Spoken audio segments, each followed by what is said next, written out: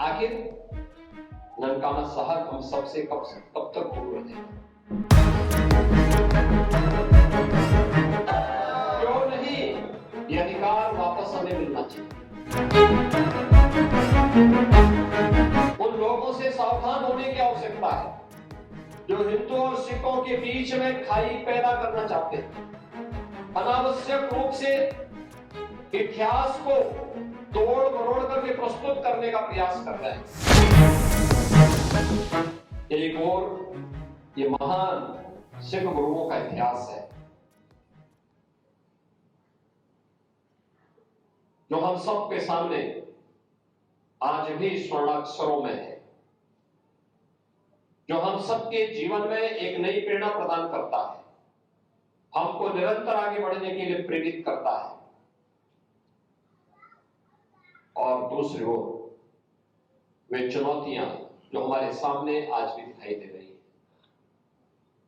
बांग्लादेश में जो कुछ हो रहा है वो किसी से छुपा हुआ नहीं। पाकिस्तान में इससे पहले जो कुछ हुआ वो किसी से छुपा हुआ नहीं।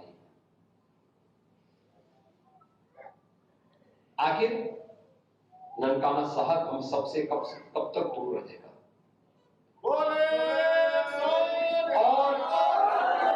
क्यों नहीं ये अधिकार वापस हमें मिलना चाहिए। अगर यह सूझबूझ 1947 में दिखाई होती तो संभवतः नगर कीर्तन यात्रा में आने वाला व्यवधान वहां पर नहीं देखने को मिलता। इतिहास की उन गलतियों की परिमार्जन का अवसर इतिहास हमें दे रहा है और मुझे लगता है कि उस परिमार्जन के लिए हम सबको अपने आप को तैयार करना होगा। एकजुट होकर के सब मिल करके इस अभियान का हिस्सा बने। उन लोगों से सावधान होने की आवश्यकता है जो हिंदू और सिखों के बीच में खाई पैदा करना चाहते हैं, अनावश्यक रूप से इतिहास को तोड़ मरोड़ करके प्रस्तुत करने का प्रयास कर रहे हैं। हमें गुरु परंपरा के प्रति श्रद्धा का भाव रखते हुए इस बारे में अपने आप को तैयार करना है कि गुरु परंपरा गुरु नानक देव जी से लेकर के गुरु गोविंद सिंह जी महाराज तक और जो शहादत की एक लंबी परंपरा सिख कौम ने देश के लिए दी है, धर्म के लिए दी है, यह हम सबका एक जीवन है। हमें एक नई जीवंतता प्रदान करता है।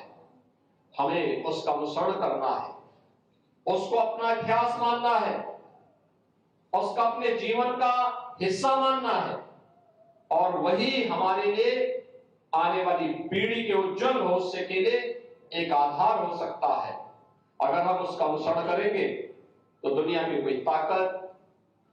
कोई भी ताकत आपका बाल नहीं कर पाएगी, क्योंकि गुरु परंपरा में दिव्य विभूतियां थी। हम सबको गौरव की अनुभूति होनी चाहिए। कैसे दिव्य गुरु परंपरा का सानिध्य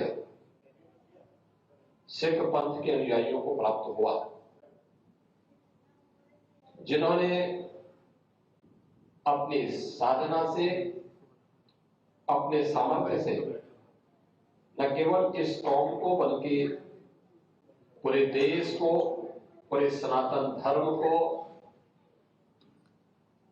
न केवल सुरक्षा प्रदान की बल्कि एक लंबे समय के लिए उन्हें अभय भी प्रदान किया।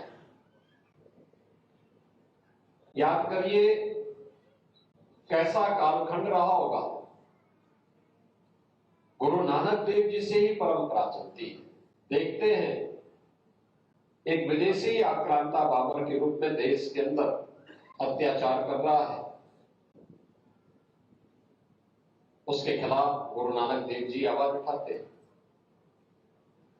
इतिहास के उन पन्नों को कौन नहीं जानता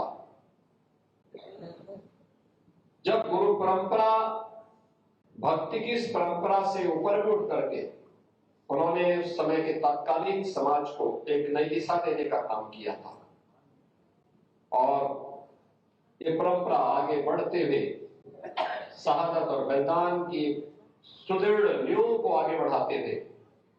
गुरु तेग बहादुर जी महाराज और गुरु गोविंद सिंह जी महाराज तक पहुंचते पहुंचते तो सत्य का एक दिव्य पुंज बनकर के न केवल सनातन धर्म की रक्षा के लिए बल्कि भारत की रक्षा के लिए अपने आप को बलिदान करने में कभी चूकी नहीं। गुरु तेग बहादुर जी महाराज ने उस समय कश्मीर को बचाया। उस समय के अत्याचार से कांप रही सनातन धर्मावलंबियों को एक नया जीवन दिया था। और उस समय कश्मीरी पंडितों को इस बारे में कहा था, जिनको एक हुक्म मिला था कि उन्हें इस्लाम स्वीकार करना है। कश्मीरी पंडित भटक रहे थे, कहां जाएं, कौन शरण देगा। तो अंततः उनको शरण मिली गुरु तेग बहादुर जी महाराज के पास, जिन्होंने कहा कि नहीं, तुम मना मत करना, ये बोलो कि पहले हमारे गुरु को इस्लाम स्वीकार करा, तो अगर वो इस्लाम स्वीकार कर लेते हैं तो हम भी स्वीकार कर लेते हैं। और फिर ये सिलसिला आगे बढ़ा। लेकिन उन्होंने कभी भी देश और धर्म से हट करके किसी विदेशी आक्रांता के सामने, विधर्मी के सामने कभी सिर नहीं झुकाया।